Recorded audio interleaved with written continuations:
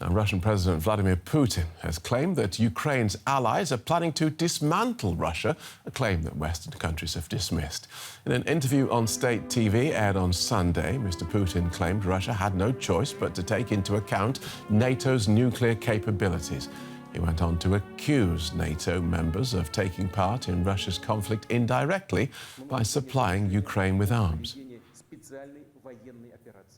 Meanwhile, Russian forces say they're making advances in Ukraine's east. They've been mounting repeated attacks on the region around the city of Bakhmut, which has become the scene of some of the heaviest fighting in the war. Ukraine's military says it is holding the line and that the Russian offensive has failed to gain new territory.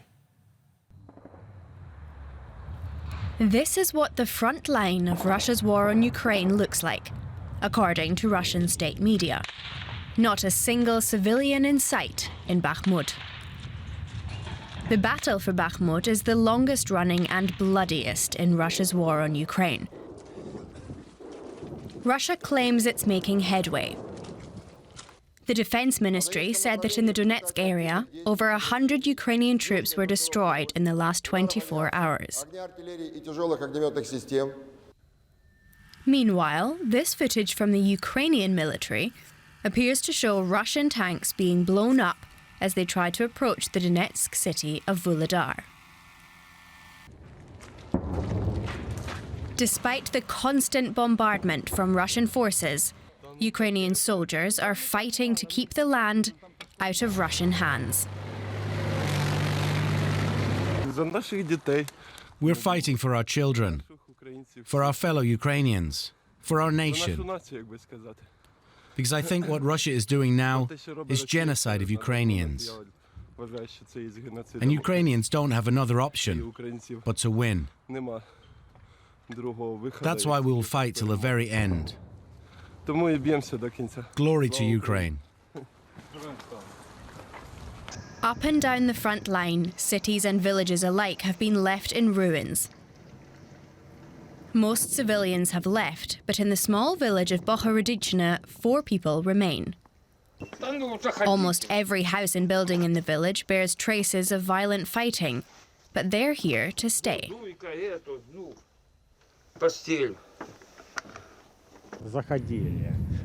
I was in shock, just shock. I didn't feel good, but it had already happened, and I couldn't change it. As long as it's Ukraine, and as long as it belongs to Ukraine, I'll stay here. A steely resolve, one that's reflected in Ukrainian civilians and troops alike all along the front line, as they continue to defend themselves against Russian offensives.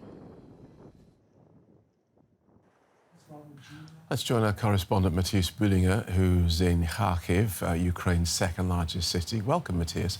What should we make of these apparently conflicting reports? Russia saying they're advancing in Ukraine's east and Ukraine saying they're holding the line. Well, if you look at the map, and I mean the map that has confirmed positions, because every time one of the sides takes a settlement, they post photos with landmarks, etc., and then people start verifying them, comparing them. If you look at the verified, more or less verified positions, then you see a lot of back and forth there throughout the past few days and weeks, and that is why these messages are conflicting, because they keep changing all the time. Overall, Russia has been able to make advances over the past few months, slow advances, but advances, and in the past few days they have come not close to encircling the city, but yeah, pretty much having a big advantage, and a road may be open to encircling. Ukraine is resisting fiercely to these advances, and it has been holding the town, and has been, many experts have said, it's a matter of a few days, and that's already a few weeks ago. So it's very important for both sides to keep each other in check there, or to advance, and that is why we are seeing this incredibly bloody way of fighting there, this incredible waste of human bodies and of military equipment. All this is because this is the place where these two armies are trying to exhaust each other. And that's why we see these movements, but we cannot still, the battle seems not to be decided yet, but Russia has an advantage now. Right. And perhaps you could summarize the fighting elsewhere for us, Matthias. Well, as I said, this is really the main focus of fighting, but attempts to break through from the Russian side have been going on along other front lines. About 100 kilometers east of where I am standing now, there are other places where fighting is intense, and also that would be the very north of the eastern front line, but also in between these 2 points and also south. So what Russia is trying now, Russia is trying to break through, and Russia is trying to find the weak spots of the Ukrainian army, and that's why these attacks continue in different parts, but nowhere it's this kind of exhaustive battle like in Bakhmut. Understood. Thank you for that, Matthias. Matthias Bullinger in Kharkiv.